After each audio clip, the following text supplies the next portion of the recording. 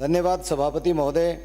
राजस्थान स्वास्थ्य का अधिकार विधेयक 2022 पर मुझे बोलने का मौका दिया।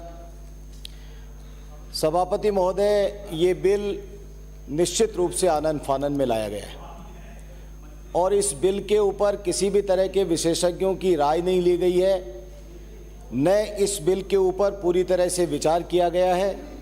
सदन के अंदर भी ये बिल कल ही जो है वो हमें बताया गया। ऐसी स्थिति के अंदर मैं विनम्रता के साथ में और बहुत संक्षेप में मेरी बात कहना चाहता हूं, माननीय चिकित्सा मंत्री महोदय यहाँ विराजमान है, कि जब तक हम इंफ्रास्ट्रक्चर को मजबूत नहीं करेंगे, जब तक हम अस्पतालों के अंदर डॉक्टर्स, चिकित्साकर्मी, टेक्नीशियंस, स्टाफ की पूर्ति नहीं करेंगे, तब तक इस बिल का कोई मायने नहीं है।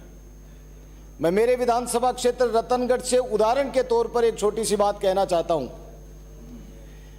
मेरे यहां डिस्ट्रिक्ट हॉस्पिटल बना दिया, लेकिन वहां पर डिस्ट्रिक्ट हॉस्पिटल बनने के बाद में अभी तक एक भी कर्मचारी की नई नियुक्ति नहीं हुई है। 17 विशेषज्ञों के पद होने के बावजूद वहां पर एक विशेषज्ञ के रूप में काम कर रहा है। ऐसी स्थिति के अंदर ये राइट टू हेल्थ बिल का कोई मायने नहीं रह जाएगा। कानून बहुत बने हैं, लेकिन यदि कानून बनने के बाद उस कानून की पालना नहीं होगी तो निश्चित रूप से जनता के साथ में हम धोखा करेंगे, छलावा करेंगे।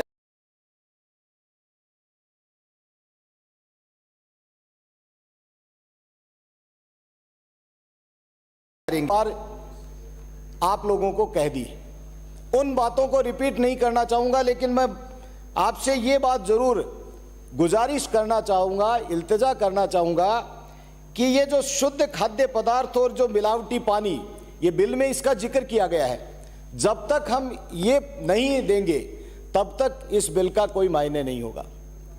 शुद्ध के लिए युद्ध अभियान चलाया जाता है, लेकिन डाक के 3 पात, एक बार वो अभियान चलता है, उसके बाद में उस अभियान के ऊपर वो रिजल्ट आता है, रिजल्ट एंड में रिजल्ट देखते हैं तो 0 रिजल्ट आता है।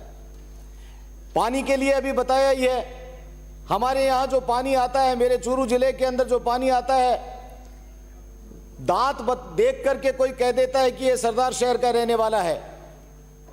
सीवरेज का पानी हमारे यहां पाइपलाइन के अंदर आता है।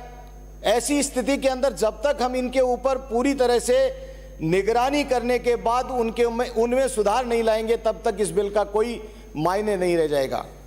विनम्रता के साथ मैं कहता हूं, अस्पताल के अंदर हम जनप्रतिनिधि जाते हैं और वहां जाने के बाद में लंबी लंबी लाइन देखते हैं। मैंने एक दिन पूछा कि ये लाइन किसकी है, उन्होंने कहा कि ये लाइन दवाई की है।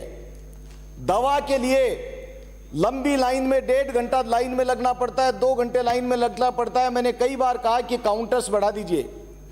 आप काउंटर बढ़ाएंगे तो लोगों को जो सुविधा है, बीमार आदमी कितनी देर लाइन में लगेगा, लेकिन दवा के काउंटर्स के ऊपर लंबी लाइनें लगती हैं। लंबी लाइन लगने के बाद में वो जब दवाई के काउंटर पर जाता है दवा लेने के लिए, जब उसका नंबर आता है तो कह दिया जाता है कि ये 4 दवाई नहीं है और ये 4 दवाई बाहर दवाई की दुकान से ले लो।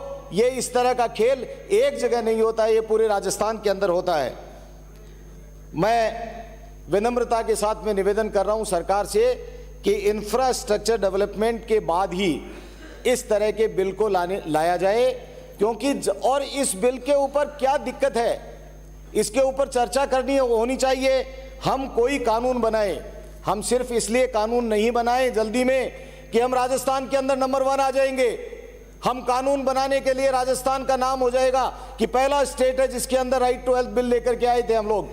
लेकर के आओ, बहुत अच्छी बात है, लेकिन इस बिल के ऊपर एक्सपर्टीज की भी राय ले लो। इस बिल के ऊपर जो और कानून के विशेषज्ञ हैं, अभी नेता प्रतिपक्ष ने कहा कि लिटिगेशन के अंदर कई सारे इसके अंदर मामले इस तरह के हैं कि वो लिटिगेशन के अंदर फंस जाएंगे।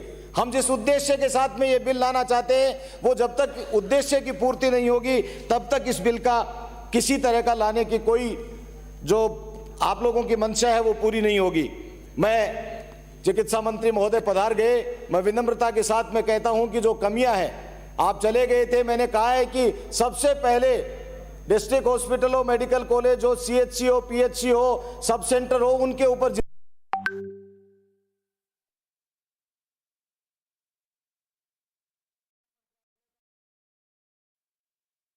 कि आपने कहीं कहीं तो पूरी जगह खाली पड़ी थी, कहीं कहीं सरप्लस बैठे थे, एक ही जगह पर लंबे बैठे हुए थे। और मैं ये कहता हूं कि ये जो धरती के ऊपर दूसरे भगवान के रूप में जो डॉक्टर्स हैं, मैं उनकी किसी तरह की कोई बुराई नहीं करता हूं, लेकिन एक जगह जम जाने के बाद में जिस तरह की दादागिरी उन लोगों की होती है, मैंने दूसरे की नहीं देखी है। आप हिम्मत करिए चिकित्सा मंत्री महोदय, और ये जो असमानता को दूर करके और बाकी और भर्तियां करनी है, जैसे भी करना है, इसको आप पूरी तरह से यदि लागू नहीं करेंगे। मैं जिला अस्पताल बन गया रतनगढ़, लेकिन उसके बावजूद भी सब पद खाली पड़े हैं। राजलदेसर के अंदर धरना प्रदर्शन होता है, छापर के अंदर CHC बना दी, लेकिन CHC के अंदर एक डॉक्टर है और वो भी डेपुटेशन के ऊपर लगा हुआ है। ऐसी स्थिति के अंदर इस तरह की बिल लाने का कोई फायदा नहीं है। ये कम से कम प्रवर समिति को भेज करके इस बिल के ऊपर व्यापक चर्चा करिए, एक्सपर्ट्स को बुलाइए, राजनीतिक दलों के दूसरे लोग हैं जो इसके अंदर एक्सपर्ट्स हैं, उन लोगों को भी शामिल करिए, और उसके बाद में एक ऐसा बिल आए जिसकी राजस्थान के बारे में, राजस्थान की चर्चा पूरे हिंदुस्तान के अंदर हो कि वो बिल लेकर के आए थे, और उस बिल का इंप्लीमेंटेशन भी होगा। यही बात कहते हुए मैं मेरी वाणी को विराम दूं, उससे पहले मैं ये कहना चाहता हूं कि इसकी प्रवर समिति को भेज करके इसके ऊपर ऐसा प्रभावी कानून बनाओ। धन्यवाद। जय हिंद, जय भारत। श्री अशोक लाहोटी।